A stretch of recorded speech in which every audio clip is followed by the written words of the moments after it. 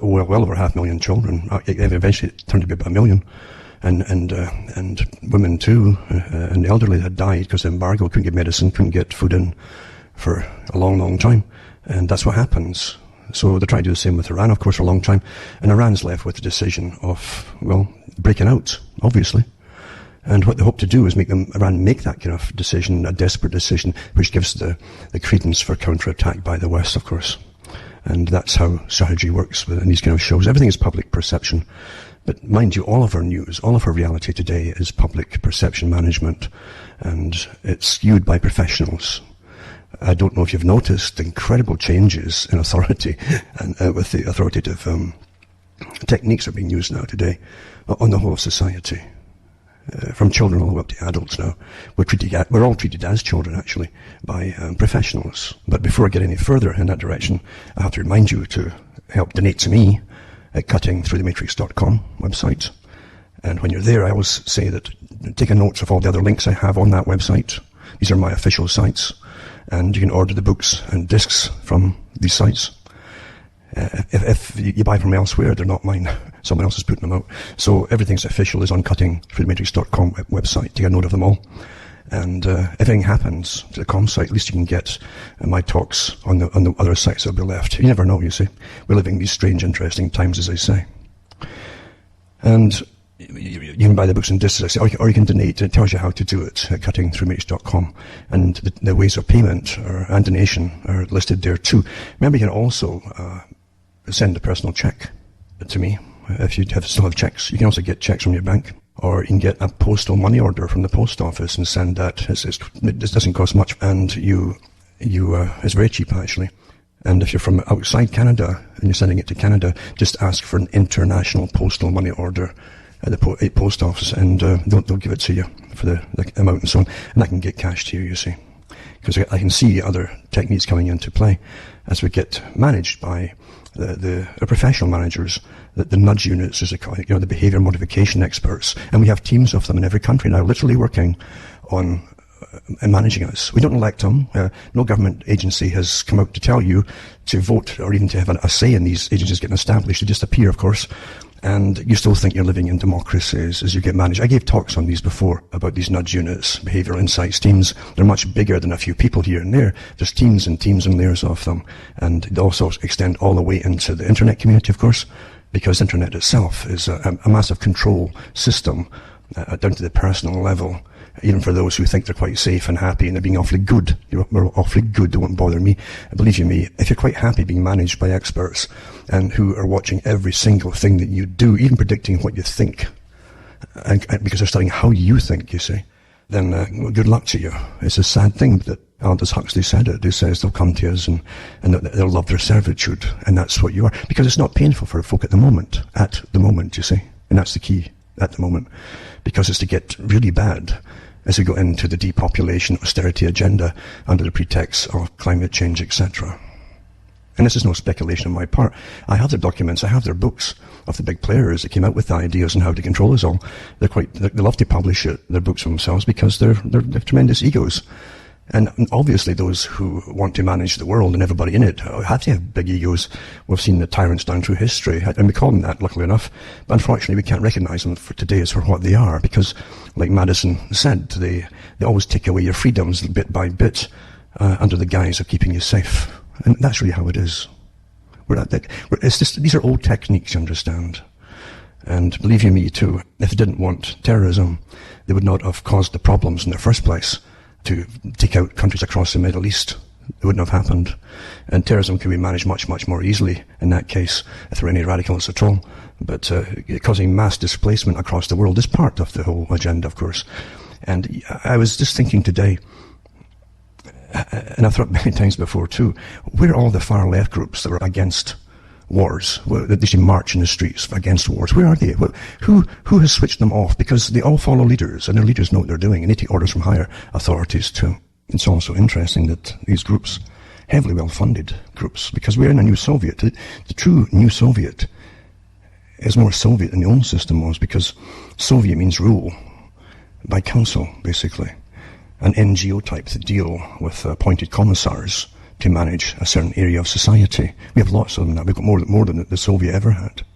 And the difference with the Soviet Union is they appointed them, the leaders of them, I should say, to manage them. We have them called non-governmental organizations, and we have thousands of them. That also, most of the big ones anyway, are all funded by our government, our tax money, for changing society completely and managing society too. And they're also augmented by the massive funding from the big foundations. I did so many talks years ago about the foundations and what their functions really were. And it's true, the richest people on the planet direct where we're going in the world and how we'll act and behave, not right down to population and how to manage the population and even how to coerce the population into accepting eventually mandatory sterilization and things like that, all the way back to the days of Malthus. And don't forget, we've done this before, and we're still doing it in other countries we call third world countries. We pay for it, but they want to do it across the world. And that's what globalism is all about. If you notice, again, the same groups who do not protest the war against the wars and the displacement it causes are the first ones to champion the end of nation states, which is Marxian, of course, which of course is also the globalist, which is the capitalists at the top. We all know. It's all the same system. And the trick of running the world is to create different not just sides, but factions within sides. And they're all fighting each other. And they never come to understand that the dialectical process leads them to the conclusions or to the points where those at the top actually want them to come to change. You can't get change without conflict. If you've got a happy, say, stagnant population, as I like to call it, and you want it to change, it won't change. It's quite happy the way it is. So you create dissatisfaction for a segment and have them go at it with the other group. And eventually you'll get a synthesis coming out of it. And that's what the whole Trotskyist doctrine was basically based on, was the Galen dialectic. But today we have the true Soviet system. We're unelected, but appointed by governments. NGOs are running our lives through climate change and so on, and sustainability groups galore. There's thousands of them across the world. Sustainability, well, guess what sustainability is? Sustainability is all about too many of you. That's where, forget all the other stuff, it's to do with you. And they have charts out of how much it's going to cost the world and how much carbon you'll cost for every child that comes into it, and how many things that child will need growing up, and food, clothing, and yada, yada, yada. And that's all done through this magic religious act, you see, because it's all a religion to believe in it, you see. A magic act of deciding how much carbon and energy you're costing the world is to make up these wonderful algorithms to work out how much you're costing the planet, basically. What a farce this is. You need an awful lot of faith to believe in this religion. Because it's a farce, complete farce. Although you might say it is a religion in a sense, and it definitely has a plan, and it definitely has, and it demands worship. It demands worship. It's completely intolerant of anything against its own agenda. Completely intolerant. And even has those within the structural parts of the system and schools and everything teaching the same plan, and it will tolerate no contrary opinion as to what is mandated. Completely intolerant. This is not a happy system coming in, folks. And it's not new. It was predicted a long time ago in the 1800s and 1700s too. You had characters coming out, and you eventually had Thomas Malthus and about population reduction, and you had that continued through eugenics and Darwin, you see, and all the way into the different plans of sterilizing people in America. And did it in Britain too, calling them unfit, and across other parts of Europe, and then they kept doing it after World War II in the US, and eventually it was partially, it's not quite stopped actually. Today it's wonderful when you think about it, because we'll all get up in arms about, well, that's terrible, they could sterilize those people, but now they're talking about compulsory sterilization for men and women to save the world. Nothing to do with intellect or IQ or anything, no, to save the world. If you're in a certain category, yeah, you'll be designated as for termination if you want to take sterilization. And the amount of data that published on this is astonishing, to save the planet. And of course that's the whole idea. That was the excuse they came up with, to save the world. It was either going to be a war, a massive long war that would depopulate the world to the rafter, and failing that, they'd have to convince the public that you're in a war mode, which the war is man killing the planet. You're the enemy. You see, that's what the Club of Rome said. And they were given the task of finding an excuse to do it all. And all the big players were attached to the Club of Rome, even up to the present time, actually, and on the board of it too. Quite fascinating. And at first they came out with the coming Ice Age. The top players published books on it too. And often these top players had relatives or even their wives on the board of the Club of Rome. It's a small world when you get into who runs it all. And then you have the different government departments that are constantly creating new departments to study us and manage us, and then they farm it out again to NGOs and agencies and the private sector. This is the true Soviet, has surpassed the old Soviet system. And they couldn't even go as far as this with indoctrination in school, where they're reinventing reality completely with indoctrination that children are getting today. It's quite fascinating to see it happening, and to study their papers and the techniques of doing it. It's quite something in itself. But what really is horrifying is the fact that they have no problem in lying, teaching an agenda with the use of lies, and saying that lies are necessary to coerce the people along this agenda, again, to save the world, you see. And if that doesn't offend you, being lied to all the time about what their agenda is really all about. And of course, the agenda has got nothing to do with democracy. The Club of Rome has stated in their own writings that democracy doesn't work. They want something harder. They want really like a fascist system. That's what they really admire, where the diktats come from the top and you obey at the bottom. Without any arguments, that's what they want. But what gets me too is the perfection you'll see in other countries that have been on the path longer because of their cultural society system.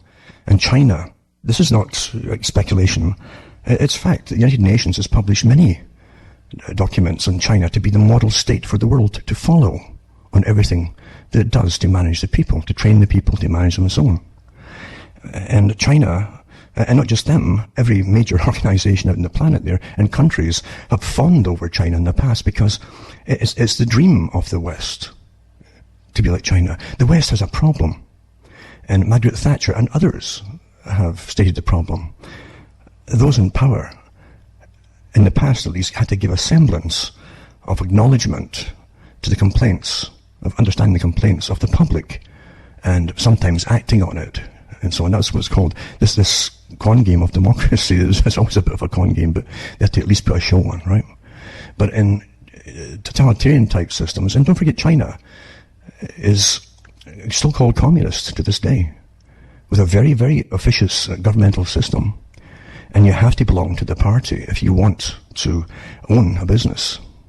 And the party literally is all powerful.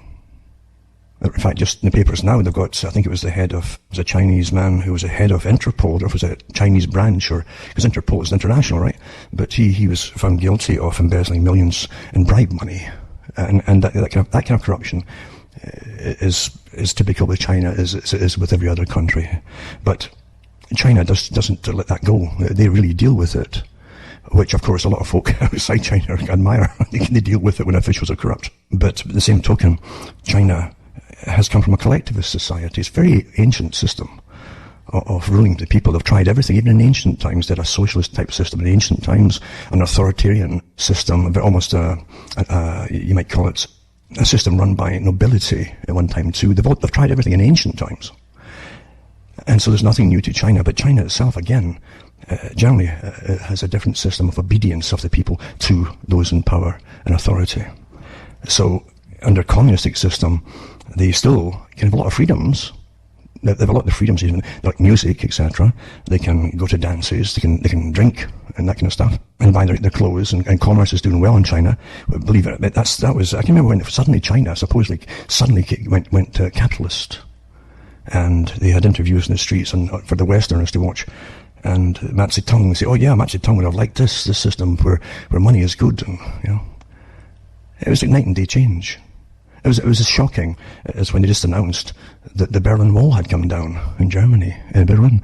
So that's a kind of shock of those who'd lived through all this Cold War phase, and he's an arch enemy of capitalism, supposedly. And today, of course, it's the top. It manages more capital than the rest of the world combined, I think, and yet there's no communist. There's no. You have one ruling group, and that's all you've got is one party system. But at the same time, I understand, to an extent, the Chinese system, because if you truly want an advanced socialist system, you'll have a Chinese type, naturally, where the people will have a certain amount of freedom, but they're well studied, just like we are here, like you wouldn't believe. And they're maybe even better, like school-to-work ideas, at training youngsters for particular areas that they have, where they could excel, actually. And As I say, they have quite a lot of freedoms, but when you look at the social credit system they have, it's completely managed from the top down, which is here too. In the West, they call it shadow banning at the moment, with the behavioural insights teams nudging you and prompting you and all that kind of thing, and even punishing you to an extent. And shadow banning in the West, where you won't even know, you just notice that suddenly you'll find that very few folk are finding you on the net. There's nothing declared, you see. It's all done, and you'll come to the conclusion eventually with other people who are getting the same things done to them. But in China, it's direct. They're going by the Bertrand-Russell scheme, and Bertrand-Russell scheme was part of this global planning committee from the 1930s and 40s and 50s onwards. He was part of that global planning committee of how they've managed the public with a social credit system even. They were thinking of a way where you'd all have money going into a bank. Now it's electronic, of course. And in the Russell system, the government could punish you by stopping you from getting money to pay your rent or money for food and so on, and get you on your knees basically until you repented and apologized and promised to obey and all that kind of stuff. This is how it's done. It's very simple. It's treating you in the way you treat an animal. It's animal policy, basically, training policy. And this is the system we're in today, because it will not tolerate any other opinion and any other ways of looking at things except the authorized way. This attitude is incredible, because when you go back into Pavlov, what do you think Pavlov was up to? You think Pavlov was trying to find a way to train dogs? Huh? No, it was to find how to instill into people, all creatures, because they classify people as being just the same, with these massive, repetitive punishment techniques and fear techniques and so on, and which is very similar to what they tried to do with the CIA and MK Ultra, where they would literally shock the people with the electroshock treatment, basically, coupled with massive doses of LSD until to depattern the brain, and then they would rebuild the person. Literally, that's what it was about. Well, in an advanced system of socialism, they've already done it because they've got the children young, and indoctrination is very strong. And if the yoke, this is the key to it, if the yoke is light, if the burden is light, to an extent, and you give them the rewards, just like an animal, you see, then they will come to accept it, and it isn't that bad and so on. If you look at the social credit system, which is just what's going to come here, it's already coming here, it's probably taken here with a lot of people already, in fact, who are cashless, etc., who did everything on their phones, and who will tell you, I don't mind if the government's watching everything and taking notes of what I do. I don't mind, I'm doing nothing wrong. Well, that you're already trained. There's no difference between that person and the one in China. There's no difference. So it's already happened, you see. Once it's happened, if you can get that particular generation growing up for another 20 years, that would be the normal for everybody then. That's chilly. It's so simple to do. If you give them little freebies, I mean, that's what got me too, is the little freebies they get, little points and rewards. You'll get that with social credit systems. And you've already been trained, if you've got yourself a points card for grocery stores or pharmacies, they've already trained you. It's the mousetrap, you know. If you do so many, you get so many air miles or so many this or so much of a discount, you're already trained the same way as a communist social credit system. That's how it's done. Huh? And you get little things through into your email, how you've been a good customer. You're good again, you see, and you're good. Goody two shoes, eh? And you feel all smug and wonderful. Oh, wow. You see? But they'll also start, like they do in China, to warn you if you've made a wrong choice in something. They've already floated ideas here. We're in the same global system, folks. All this stuff with China's different. No, it's a one global system already. The trick was to make you believe that it wasn't. As you became all the same. And years ago, I remember reading articles on a radio show where they talked about doing battles against sugar and so on, and they'd actually send it to your iPhone or to your email and give you little cautions like naughty. Well, notice you're taking too much sugar because you're buying more at the grocery store, because everyone's cashless, you see. And then eventually, of course, it goes into the healthcare system. It's already there. Years ago, they've had, and they still have them every so often, how in bioethics, how to manage the cattle. That's the public. We truly are like cattle now, honestly. We're animals. And how you train them and so on. And it's your own fault if you've got problems related to weight, for instance. That's what they're telling you. Right? And they said they would even refuse folk down the roads to treat them if things were self-inflicted. It's an amazing system. It really is. And when you see it all, you can see it all around you as part of your system, but you can't connect the dots. But it's all connected if you've done a little bit of looking and studying and seeing what social contracts are all about. And they call them that now, social contracts again. It's just amazing to live through this system as it's perfected and brought in step by step, and how folk adapt to it by the day, by the week, by the month, by the year, without a questioning, no questioning at all. That's what's fascinating to me. You'd really hope that there'd be more people that say, no, hey, no. But again, all studies have shown that there's only a small minority of people in any generation who are indignant enough to say no to whatever it happens to be. It's always the same. And they know this too. But it's like getting back to what's happening. As long as the yoke is light, right? And you play the game, and you do what you're told, and you'll even adapt your behavior and your vocabulary into being politically correct. Awfully good. Yeah, I'm awfully good, right? Goody two-shoes. And then you'll be patted on the head. And they might give you little freebies here and there for being an awfully good citizen, you see. Well, you see, that's not democracy, folks. That is not democracy at all. And democracy is not supposed to punish folk who won't be part of the oneness of it all. Democracy is a variety of opinions and a variety of even ways of behaviour. And in seeing things, and how I used to like meeting people, and it's true, England at one time had a tradition of oddball characters that would work in their back sheds and invent things. And it's true, you'd meet oddball characters who were into oddball things, and they'd make stuff and invent stuff, and it was more than a hobby, it was what they lived for, basically. And that was fantastic. And you'd say they're all oddballs. And they'd probably all disagree with each other about whatever they're making and comparing them and all that. But they didn't come to blows about it. It was interesting, a society like that. It really was. And that's how it should be. You cannot really have a free society unless you have tolerance. And tolerance is the right, as Orwell said, basically, to say what you want to say, like 2 and 2 is 4, not what you're told to say. It's so sad when we're really in this incredible boat of political correctness, which is completely intolerant and is definitely not democratic. And with what you're seeing now is the massive, it truly is hatred from those who are ruling it right now. You feel it's probably like people sensed before the Bolsheviks took over Russia and the mass slaughter started. It's the same kind of feeling you have with fanatics. Most of them who are trained to be fanatics, they've been radicalized by very clever people above them. They never know that themselves, but they're completely radicalized to have no tolerance at all. It's not a good time to be alive and going through this if you're still an individual. You will go through it. We're going through it now. And it's when you step up into the scientific management system that the H.G. Wells wrote about. He wanted to come in. He was part of it too, of course. He wrote a lot of books on non-fiction on how to manage this system. It's an old system. It's many centuries old. This whole agenda. And the coming collapse, financial collapse, which is designed to come, is all part of it too, because it's planned that way. You understand, a system that's backed by nothing, there's no gold or anything backing anything that's out there. Everything's run on debt money and IOUs. They trade IOUs today. That's what countries have been doing forever, trading and giving out IOUs. It's a complete joke. And those who control and run the money, which is central banking systems, it's only one system, really. That again, the private club in London, the Royal Institute for International Affairs, preceded by the Milner Group, Lord Alfred Milner, and his group, to bring in a global society. Money is all part of it, and the wealth of the world. They had no problems going into Africa and getting the war started with the Boers, and in order to get the gold and diamonds. That was part of it, for themselves. And that's also why their agent in the States, it was Rockefeller, one of their agents, said that competition is a sin. He wasn't being facetious, he was being honest.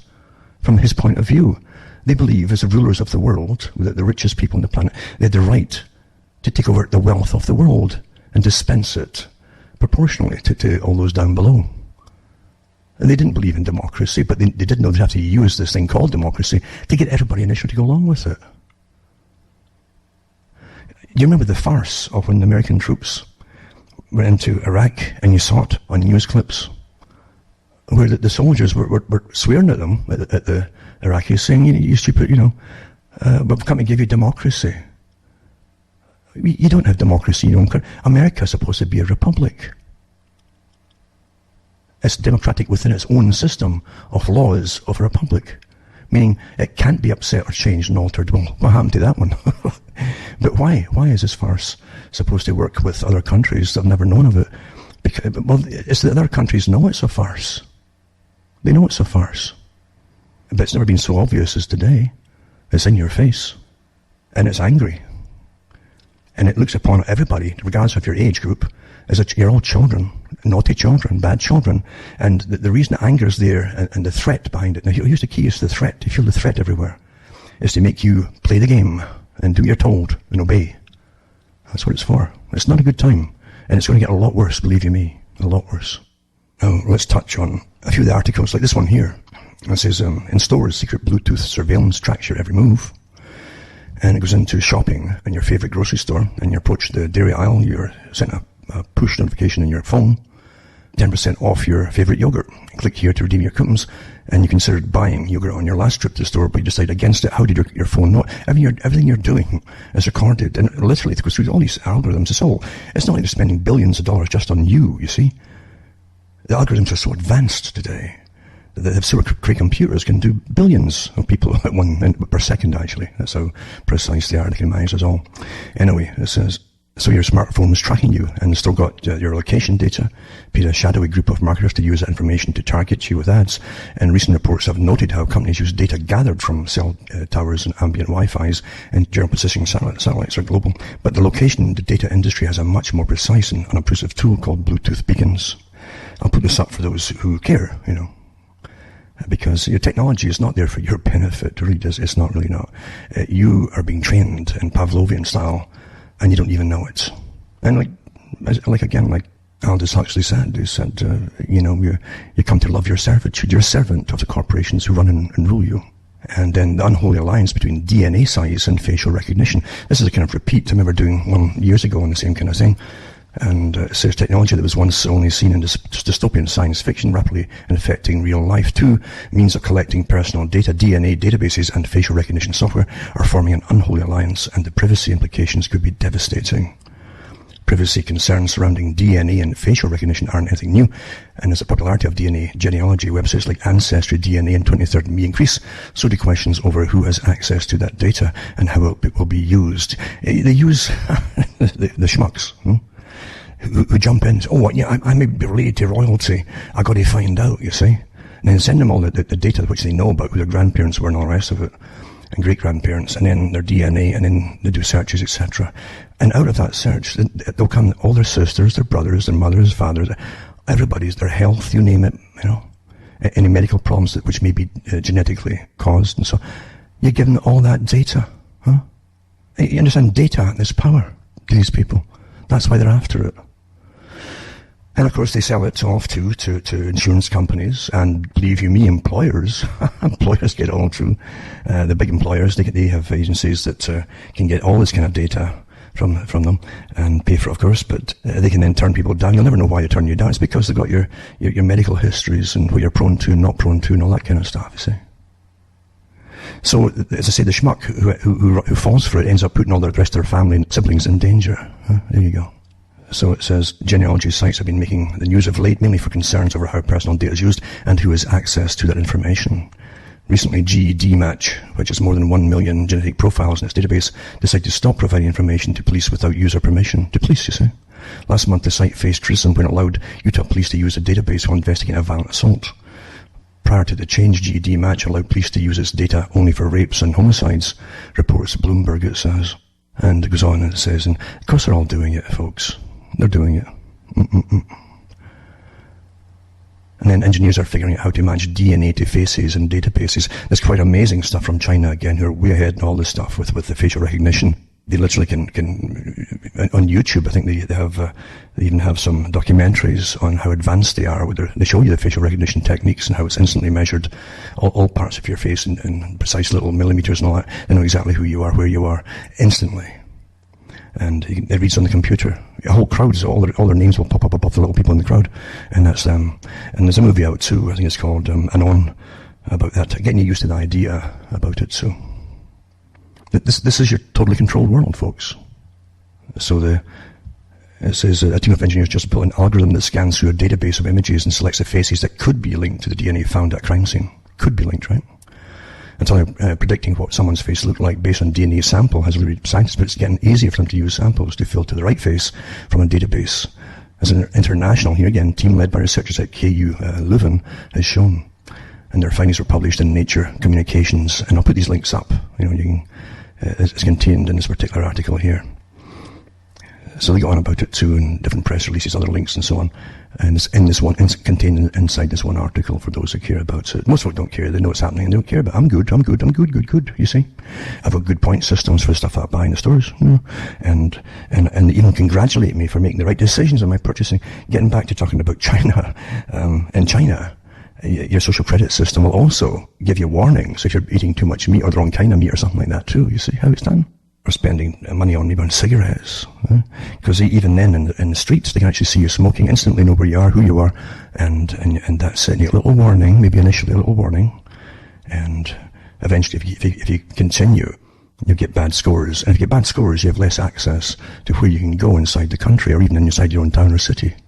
And certain places will be banned. You won't be allowed to get through certain doors. They'll read you instantly, and they won't open for you.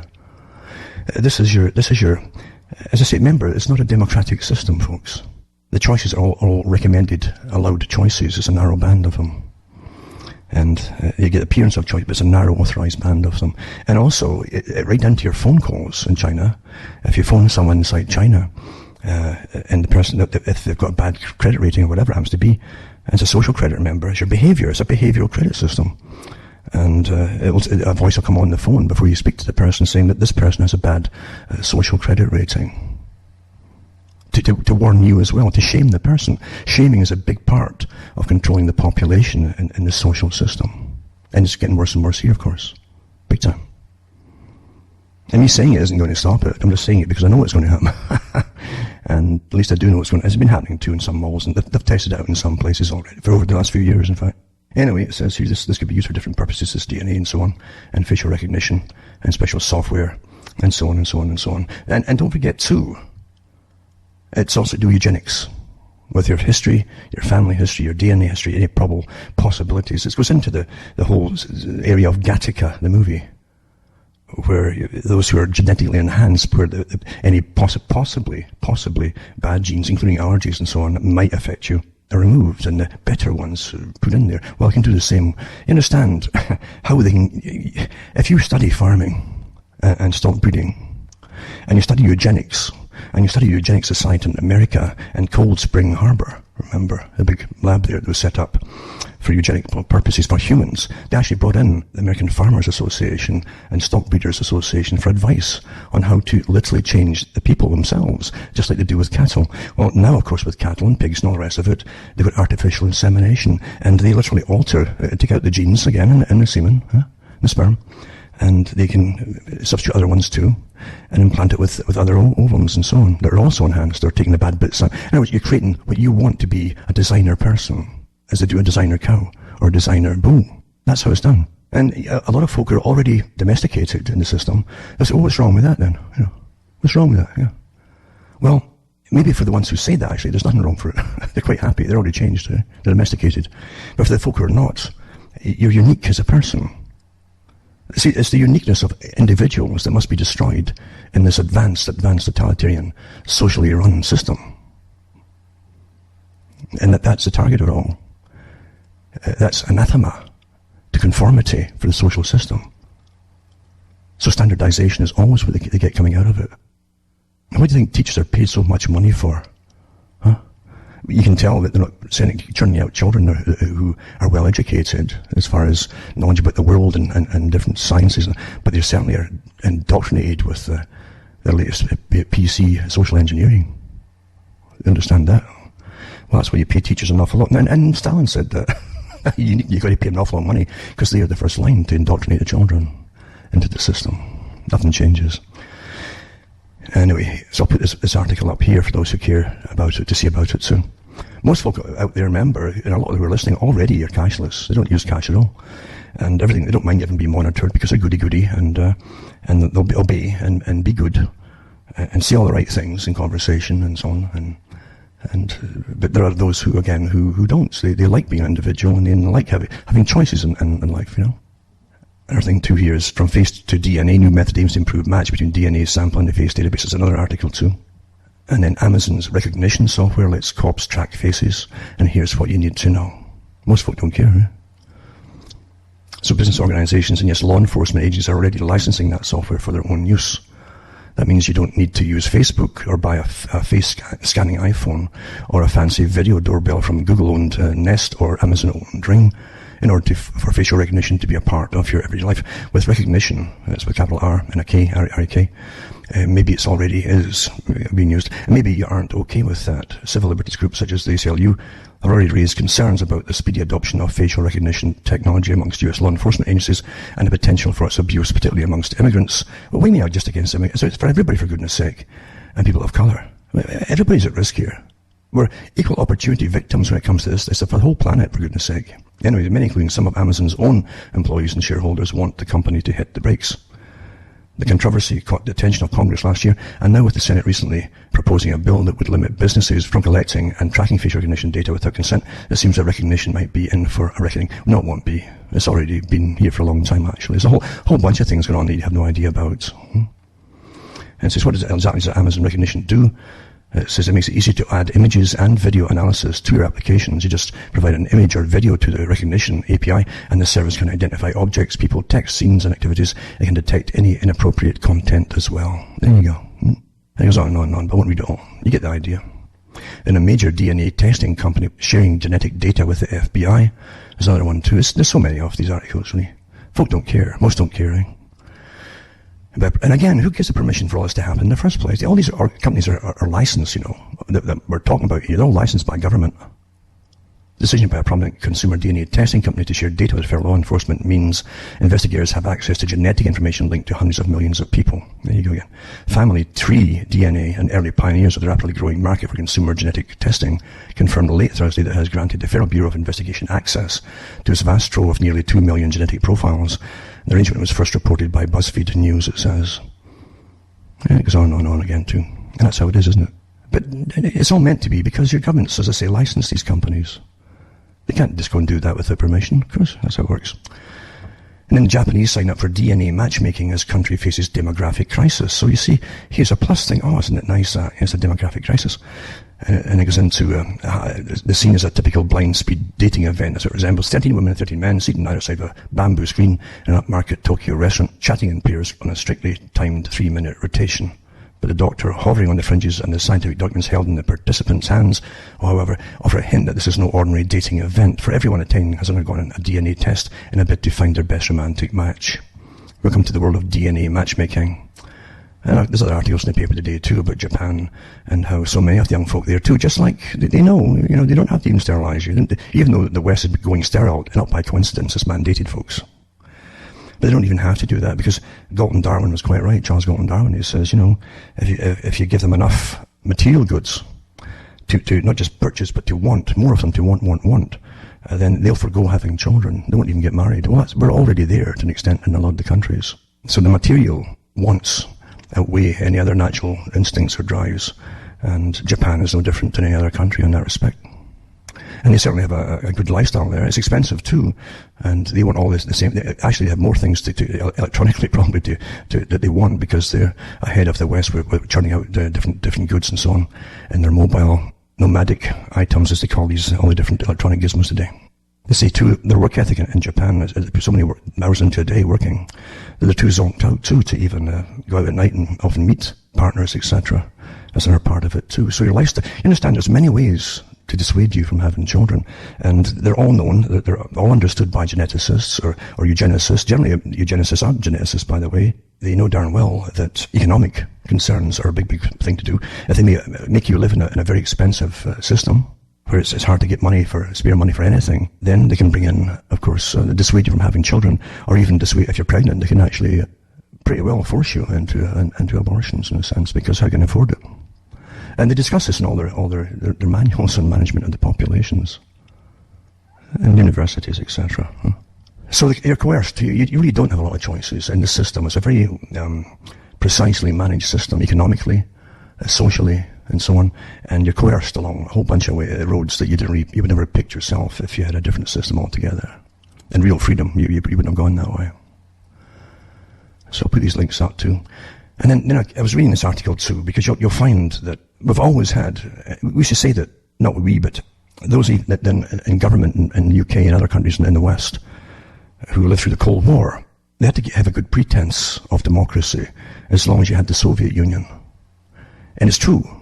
They kept you poor from all the world wars we'd had and so on in the West, especially Britain. And they literally did plan to keep you poor and austerity and for a long time. But at the same time, they didn't mandate about your behaviour so much, about what you had to think or believe in or whatever during that time, so you had a bit of freedom. And they said that if the Soviet Union wasn't there, that the West, including Britain, might be more totalitarian itself on its own public. And that's very true. In other words, it was a sham that the power always wants to control you. Always. There's always a bigger purpose to the government than what you think it's there for. Especially in our system. It's a very old global system that was planned and introduced, and even use wars to bring it about. So we're not just stumbling down through time and things just happen. But the governments won't give you a bit more freedom to stop you rioting at home during an austere time of financial instability and so on. And so they'll let you off with a lot more and let you get off steam. And they don't dictate to you as much as they do once there's no opposition.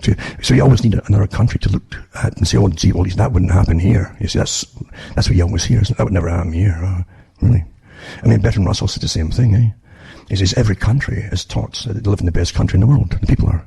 And they'll tell you they get the best healthcare system because they keep telling you they get the best healthcare system. And so on. And you believe the propaganda. All countries do it. So this article here is that China, but we'd like to hit China because we're not Chinese, you see. It says China is harvesting organs from Falun Gong prisoners in potential genocide, the tribunal says. It says the China tribunal found crimes against humanity were committed against the Falun Gong and the Uyghurs, they call them. It says that Falun Gong is a spiritual group based on the meditation that China banned 20 years ago.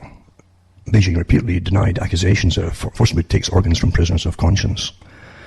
Well, they say it's still going on, you see. So China, we're saying that China bad, right? We're saying that China bad. Well, don't forget in the West here, and I've looked at bioethics and this whole new science that burst on the scene a few years ago, you see. But when suddenly on newspapers and so on, and television apparently too, you had professional bioethicists. See, none of you have any ethics at all. You wouldn't know an ethic if you fell over it. But professionals who are trained in bioethics and situation ethics, you know how many folk would, 4 people on a boat after a shipwreck, a lifeboat, and you're on out of food, who do you kill first and eat or throw over? I mean, these folk are trained in it, you see. And so your bioethicists work with economists, and they work with the governments, and they decide with all the data there how much they can save by having you killed as opposed to treating you for an illness. Depending on your age, your physical condition, your social status, etc. They won't do this to rich, important folk, believe you me. But for everybody else is fair game if you get clocked into their hospitals. Not kidding you. You're put down for organ harvesting after they offer you the euthanasia bill, right? Which saves them a lot of money. That's where we are, folks, in our wonderful democracy. You know, the real people's system. What a joke, eh? So anyway, we have to look at China and look at them and say, oh, they're taking organs and so on. And then you have places like Canada that, yeah. I read articles the last couple of weeks that Canada's been, and actually more than that, with offering euthanasia and then harvesting. The guy who's pushing it, in fact, in Canada, this doctor, also is the guy who is the top. I think he's definitely running some organisation for harvesting the organs as well. Well, I think it's a conflict of interest somewhere, isn't there? I've heard about making a good business and a profit for yourself, but that's a bit much, isn't it? Huh? But it's always presented that they're doing it. They're doing it on your behalf. It's to help you, you know. Yeah. There's an awful lot more they could do to help you and use the money rather than have you bumped off. And not all illnesses are terminal, you know. And even terminal illnesses can be stretched out a long time with and give a lot of life to the person who wants it, right? Who wants it? And the people can, obviously, decide what they want to do, as they always have decided, without mandating it from. When you hand this power to government agencies, you're in trouble. That's what I'm saying. You're in trouble, folks. So stop looking at China and blaming them for it, because they're quite open about it. It's all a profitable system here in the West. And Canadian Blood Services releases first set of national guidelines for organ donation after medical assistance and after dying, it says. Yep. Government can't be given that kind of government you can't trust. You can't. The people, the public, are supposed to watch and control government, but we don't have democracies, folks. You also have the mass migration organizations on the go from the United Nations, of course.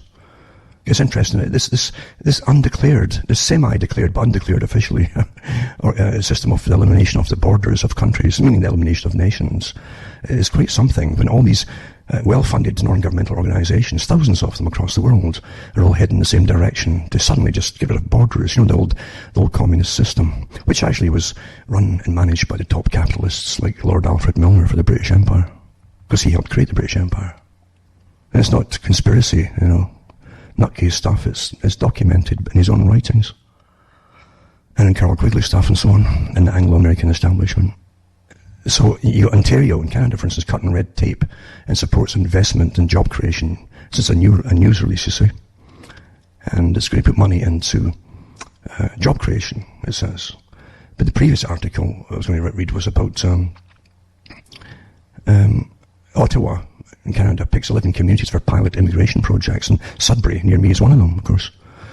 So it's an immigration project. The excuse they're given is that they need to get people to do work because there's not enough young folk, I guess, left in these areas. Well, the reason there's no young folk is because there's no work for them. So why can't they just put the money in for the people who are already here and won't leave homes? Then they can stay here in their own areas. You see, their excuses don't jive with reality for what they're doing. They never do. But anyway, they give you a complete list, and it's a complete list of these areas for bringing them in for testing similar immigration projects. I've tried it in Atlantic Canada as well. They've got some too planned for Moose Jaw, Saskatchewan, and Alberta, and Claresholm, and so on. British Columbia, Kootenay, and Vernon, etc. So anyway, it's quite something. And that's the excuse they give, is that they have to bring in folk to do work because the young folk are just not there. They've left because there's no work here. Put the money in here and keep them here. Why not do it? There's different agendas at work, I hope you understand, for different reasons. And people are used. All peoples are used. And also, this other article, a transatlantic working group seeks to address harmful content online. It's a censorship, one of these censorship committees again.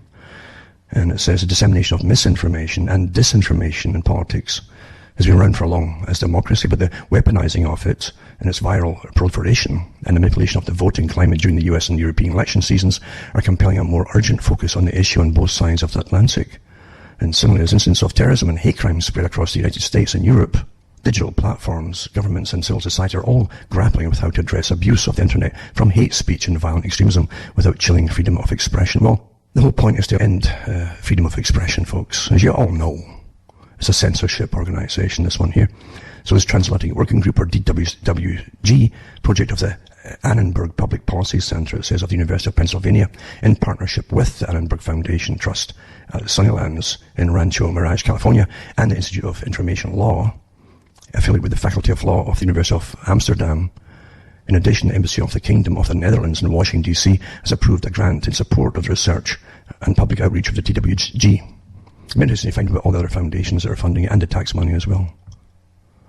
So again, they're deciding what will be appropriate and acceptable, and it all has to fall in with a global agenda, naturally. It isn't just about being nice to each other. It's much, much bigger than that. It's a social credit system too, of course. Of course it is, folks. Of course it is. Bolton, the man of the people in the States, the bulldog for wars when Bush was in, of course, and he helped plan the wars on Iraq, etc. He went over to Israel, and he's over there meeting with Netanyahu, which is a worrisome thing, really. Everybody knows this too. And because he's made his views very, very open at Bolton. He arrived in Israel on Saturday as military tensions escalate between Tehran and Washington. Speaking in Washington Saturday before heading to the US, to the US presidential retreat at Camp David, where he said he would deliver on Iran, US President Trump said the American government was imposing new sanctions. That's extra sanctions on Tehran, because they've been doing it all along, you see. So anyway, Bolton's over there, and it says he'll meet with Israel National Security Advisor Meir Ben Shabbat and Russian Secretary of the Security Council Nikolai Patrushev. It says, nice to be back in Israel, looking forward to meeting with Israeli PM Netanyahu tomorrow and my counterparts from Israel and Russia. So he's a scary guy, Bolton. He's got history out there. It's quite open, and he's a war hawk, all right. And well, it's like, again, Groundhog Day. This whole thing with Iran right now, including the threat to attack them by the US after that drone went down. And then calling it off, I think, is a tactic. But you see, no one would believe them if we went straight to war after a drone went down. We've had so many cons before with these wars, just one after the other for years, for 20 odd years. Actually, it's more than that when you take up to Gulf War I, Desert Storm. That's almost 30 years. 30 years of warfare in the same areas. And we wouldn't believe it again, you see, if it was an all-out war with one of the listed countries that had listed back in the 90s, with the usual things given. So I think they're trying to make you think it's all real again, you see. Or maybe Donald did just call him off again, or they could have attacked, but maybe he's been pretty good. And it was making it all real like a drama, where they build up even further for the big attack. What to see, because Trump's made it quite plain that he's not going to go along from the beginning, even before he got in to the office. He's not going to, he's been quite plain, he won't accept Iran's treaty with Europe and so on, and the one that was signed with Obama. So there you go. Maybe you'll find out why Trump's real purpose being there has really been, of course. And I think it wouldn't matter who was in, because one would do it a bit slower, perhaps, and Trump might just hurry up a little bit. Maybe that's why they got him in, who knows. But I don't think the people really have a choice, and it's one big agenda, one big global agenda. It's quite simple. And then you have Netanyahu, where he said to Bolton, it's time for the US to recognise the Golan Heights in Israel, it says. And so it's like repetition, almost, from the previous times. So Trump's announced major sanctions, etc., for Iran. And then you have, let me see here now, I want to get through some of these articles. This is an interesting article. World is seeing the greatest monetary policy experiment in history. And that's from Rothschild himself. It says, Jacob Rothschild, low interest rates, negative yields on government debt, and quantitative easing are part of the biggest financial experiments in world history, and the consequences are yet unknown, says RIT Capital Partners Chairman Lord Rothschild.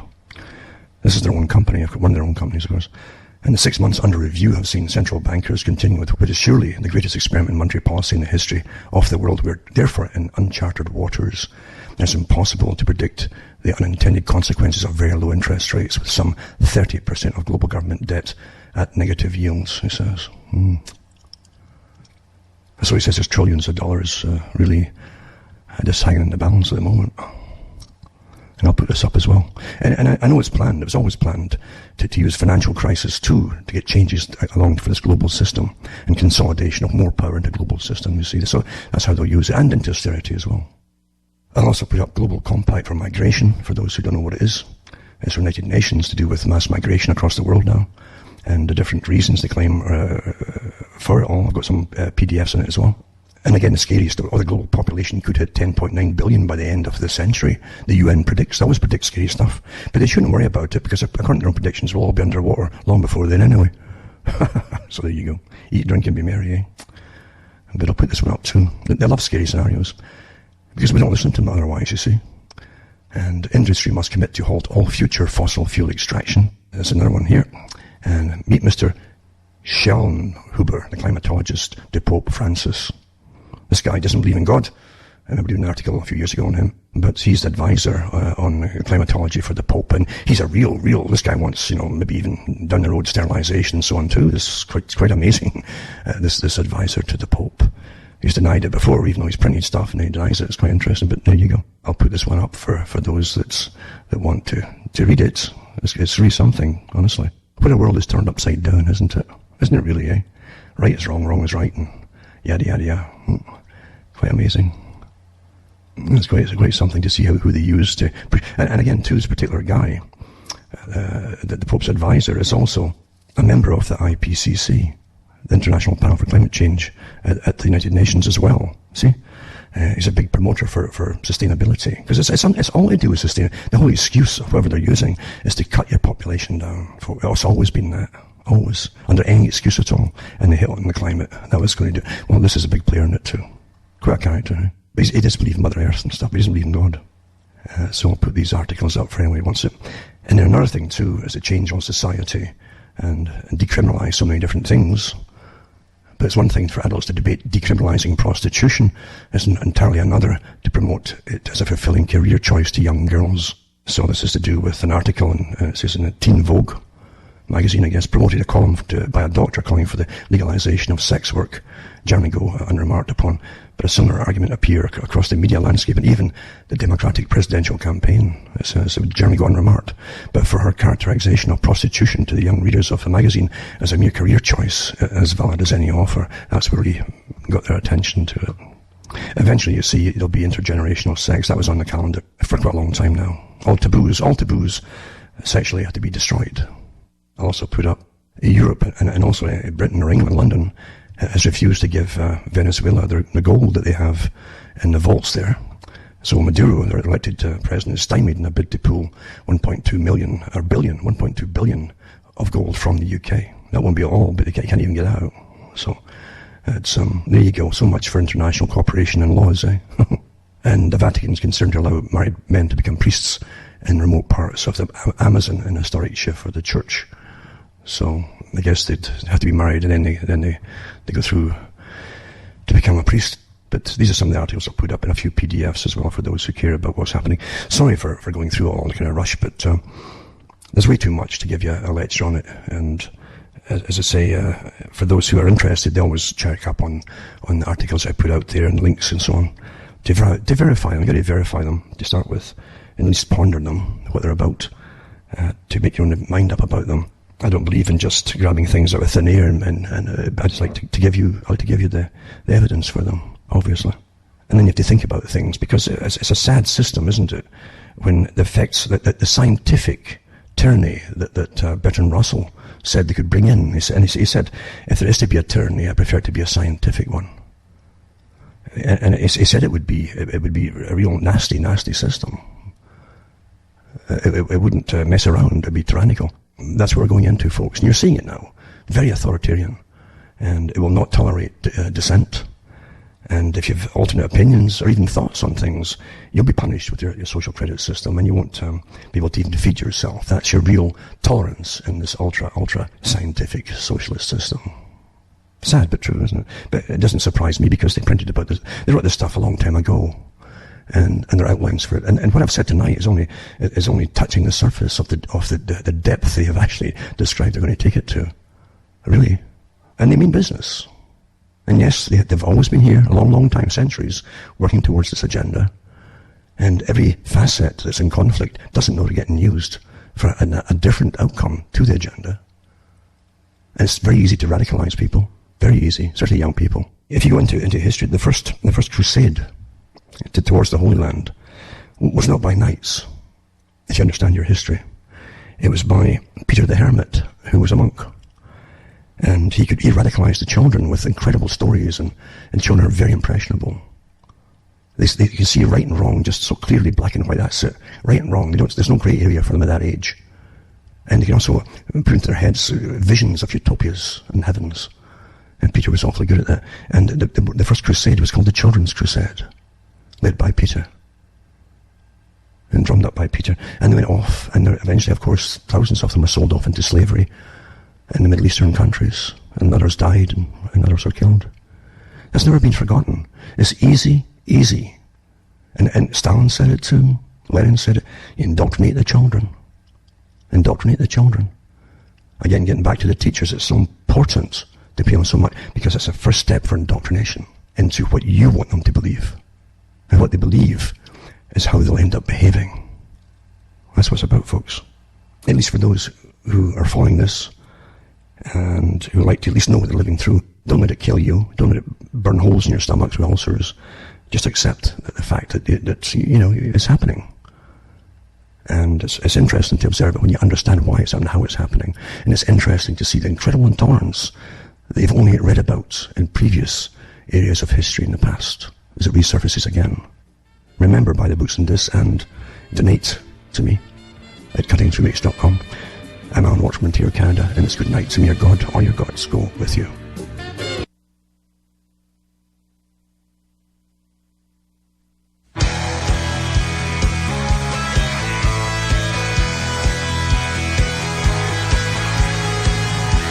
This is JJ Inc. from Against the Wall, and you're listening to UCY.com.